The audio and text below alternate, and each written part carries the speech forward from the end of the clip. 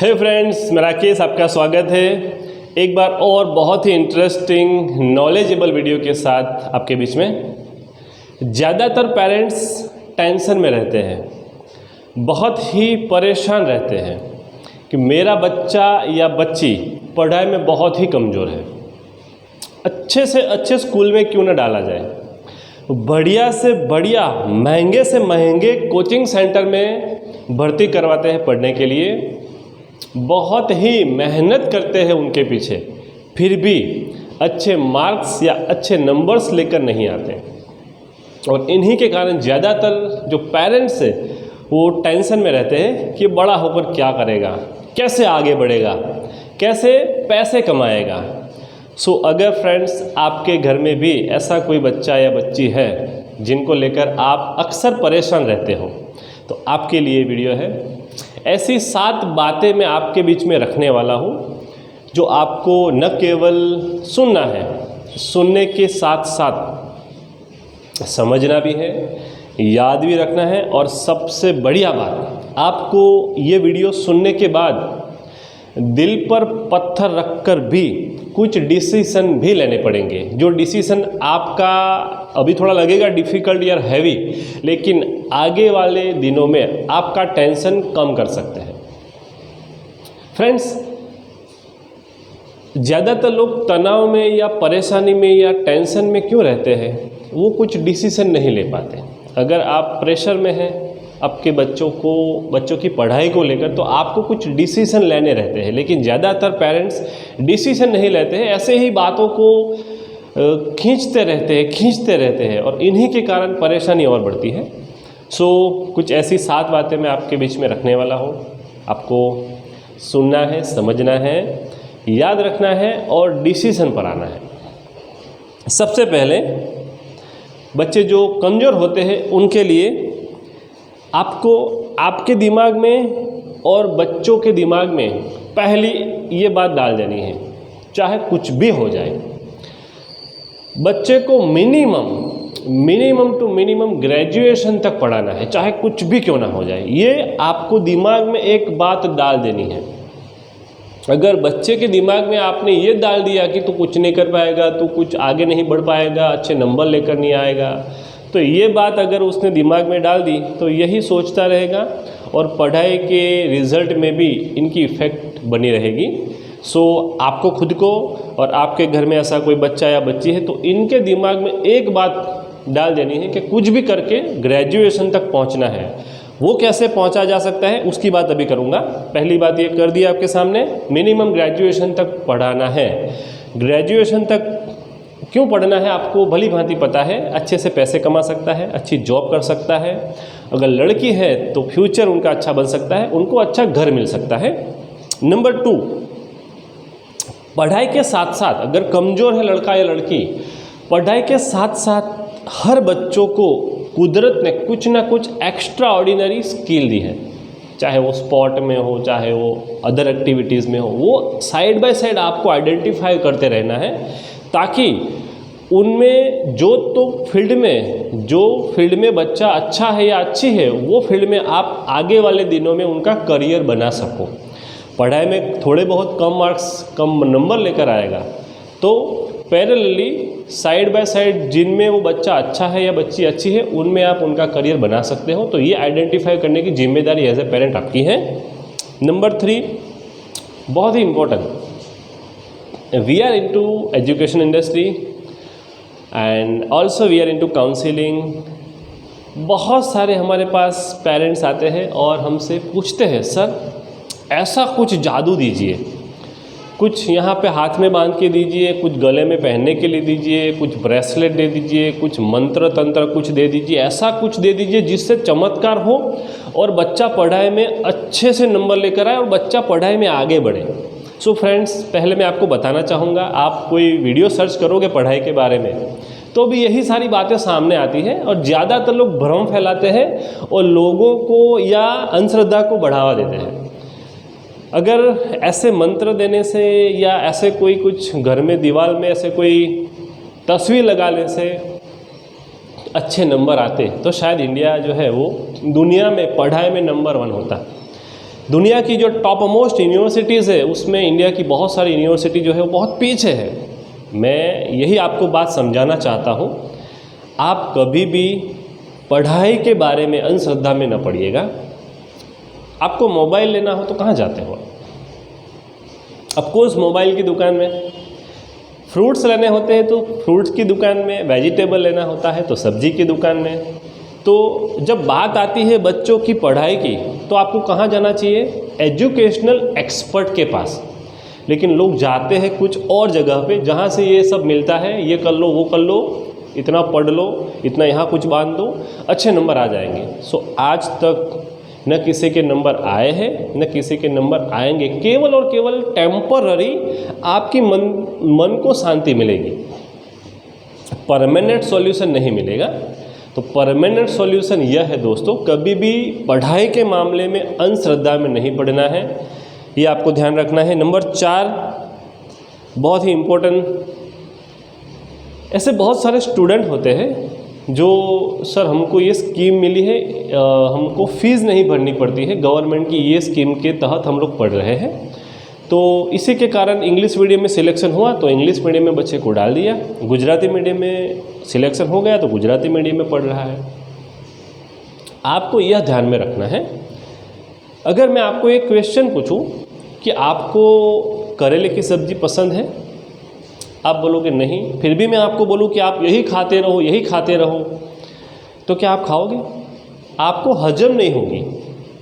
अगर मैं आपको बोलूं कि आपको पनीर की सब्ज़ी पसंद है, आपको नहीं पसंद फिर भी आपको मैं खिलाऊंगा, आपको हजम नहीं होगी, मजबूरन आपको खाना पड़ रहा है, ये बात अलग है। यही बच्चों के साथ भी हो रहा है। कुछ ऐसे बच्चे होते हैं जिनको इंग्लिश मीडियम जो होता है वो हजम नहीं होता, because of low productivity of their brain. पढ़ाई में वो इंग्लिश मीडियम में कमज़ोर रहते हैं, नहीं मैनेज कर पाते अपनी पढ़ाई को। तो ऐसे पेरेंट्स को मैं कहना चाहूँगा, कम मार्क्स लेकर आते हैं, कम नंबर्स लेकर आते हैं, तो आगे क्या होगा फ्रेंड्स, 7th 8th 9th या बोर्ड तक जाएंगे और 10th के बाद उनकी पढ़ाई की जो गाड़ी है वो स्टॉप हो जाएगी, चाहे कितनी भी मेहनत कर ले।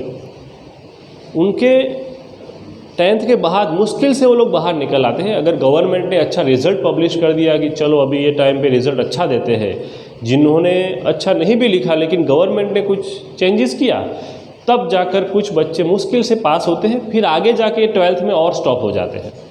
12th में भी निकल गए तो आगे जाके ग्रेजुएशन तक नहीं पहुंच पाते, फिर अट्टी में ही रह जाते हैं। सो मैं आपको कहना चाहूँगा, अगर आपके घर में बच्चा या बच्ची इंग्लिश मीडियम में पढ़ रहे हैं और चैलेंजेस फेस कर रहे हैं, इंग्लिश पढ़ना तक नहीं आता, कुछ बच्चे ऐसे होते हैं, हमने एक्सपीरियंस किया है, 8th 9th स्टैंडर्ड में होते हैं, इंग्लिश मीडियम में होने के बावजूद भी इंग्लिश पढ़ना तक नहीं आता। तो ऐसे बच्चे आगे जाके कुछ नहीं कर पाते। पढ़ना और लिखना फर्स्ट स्टेप है, उसके बाद समझना, उसके बाद लिखना। तो उनको अगर पढ़ना ही नहीं आता तो कैसे सोच समझ कर लिख सकते हैं, बहुत ही बड़ा सवाल है अपने आप में।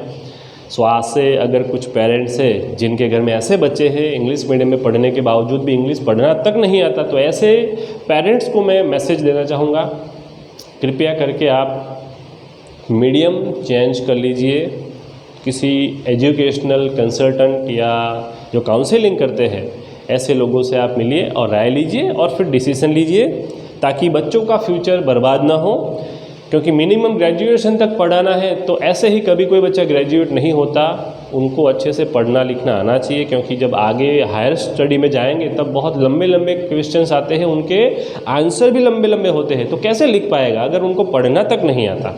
क्योंकि जो पढ़ने और लिखने की बात होती है वो शुरू होती है केजी से, स्टैंडर्ड 3rd या 4th तक हर बच्चे को जो भी मीडियम में है, वो चाहे वो इंग्लिश मीडियम में हो चाहे वो हिंदी मीडियम में हो, उनको पढ़ना और लिखना आ जाना चाहिए। तो ये आपको ध्यान में रखना है। Number 5, the most important thing, motivation बहुत ही इम्पोर्टेंट बन गया है फ्रेंड्स आजकल। घर का अगर माहौल नहीं है, घर में अच्छे से बच्चों को मोटिवेशन नहीं मिलता है, तो बच्चे डिमोटिवेटेड रहते हैं और पढ़ाई में उनका इंटरेस्ट नहीं रहता, और मन नहीं लगने के कारण क्या होता है, बच्चे पढ़ नहीं पाते। तो मोटिवेशन बहुत ही ज़रूरी है। एज ए पेरेंट की एक जिम्मेदारी होती है बच्चों के साथ मैक्सिमम समय वो स्पेंड करे और उनको पढ़ाई में हेल्प करे। स्कूल में जाते हैं बच्चे, कुछ पेरेंट्स टाइम नहीं निकाल पाते, बोले स्कूल में तो जाते हैं। सो फ्रेंड्स, स्कूल में क्या होता है आपको पता है, सभी बच्चे सेल्फ डिपेंडेंट नहीं होते, अपने आप लर्निंग नहीं करनी पड़ती, अपने आप वो लर्निंग नहीं करते। कुछ बच्चों को मोटिवेशन की ज़रूरत होती है और वो मोटिवेशन पेरेंट्स दे सकते हैं। हर तरह का मोटिवेशन स्कूल वाले नहीं दे पाते। हमको पता है आजकल का एजुकेशन क्या हो गया है, ज़्यादातर जगह केवल और केवल स्कूल जो है वो बिजनेस बन गई है। ये बात बोलने में और समझने में थोड़ी कड़वी लगती है, लेकिन मैं जो बोल रहा हूँ वो बहुत ही जिम्मेदारी के साथ बोल रहा हूँ। ज़्यादातर स्कूल्स केवल और केवल बिजनेस बन गया है। सो आपको ये ध्यान में रखना है, बच्चे जब छोटे होते हैं तभी से उनको एनवायरनमेंट आपको देना है, पढ़ाई का माहौल आपको देना है, टाइम निकालना पड़ेगा। क्योंकि आपको, अगर आपका बच्चा आपके लिए प्रायोरिटी नहीं है तो बहुत ही डिफ़िकल्टीज़ का आपको सामना करना पड़ेगा इन फ्यूचर। सो अभी से आप अपना टाइम बच्चों को दीजिए। नंबर 6 बहुत ही इम्पोर्टेंट, बच्चों को आप एहसास कराइए। बच्चे जो है फ्रेंड्स वो 2 तरह से पढ़ सकते हैं अगर कमज़ोर है तो। नंबर 1, या तो वो पैशन से पढ़ेंगे कि नहीं मुझे पढ़ना है और आगे बढ़ना है क्योंकि उनको रुचि है, पढ़ाई में इंटरेस्ट है। नंबर 2, मजबूरन होके कुछ बच्चे पढ़ रहे हैं। कैसे, मैं आपको एक स्टोरी के माध्यम से समझाने की कोशिश करूँगा। एक बच्चा था, पेरेंट्स जो थे उनको लाइट लेते थे, बेटा खाओ पियो एंजॉय करो, पढ़ने के लिए बोल रहे थे, लेकिन वो जो बच्चा था उनको पढ़ाई में इतना इंटरेस्ट नहीं था। ज़्यादातर इंटरेस्ट पढ़ाई के अलावा दूसरी जगह पर था। हुआ क्या, 10th में फेल हो गया। और जैसे ही 10th में फेल हो गया, पापा ने बहुत सारी बार बताया था कि भाई खाओ पियो एंजॉय करो, लेकिन साथ में पढ़ाई भी करो। एंजॉयमेंट का मतलब ऐसा नहीं होता कि केवल एंजॉयमेंट करो, साथ ही साथ पढ़ाई भी करनी पड़ती है। लेकिन बच्चे ने क्या किया, पापा की ये बात है उनको लाइट लिया। इसका नतीजा यह आया कि बच्चा 10th क्लास में फेल हो गया। बहुत टाइम पहले की बात है ये, 20 साल पहले की बात कर रहा हूँ मैं आपके सामने। पापा को लगा कि अगर इनको अभी से मैंने सबक नहीं सिखाया तो लाइफ में कुछ नहीं कर पाएगा। पापा ने उनको एक जगह पर नौकरी पर चढ़ा दिया, ऐसी जगह पर जहाँ पर थोड़ा बहुत मजदूरी का काम करना पड़ा, बहुत सारी हार्डवर्किंग करनी पड़ी। तो एक जगह पर नौकरी पे चढ़ा दिया और 1 साल तक वो बच्चे ने वहाँ पे नौकरी की। बहुत मुश्किल से, उनकी इच्छा नहीं हो रही थी क्योंकि क्या कर रहा था, एंजॉय कर रहा था।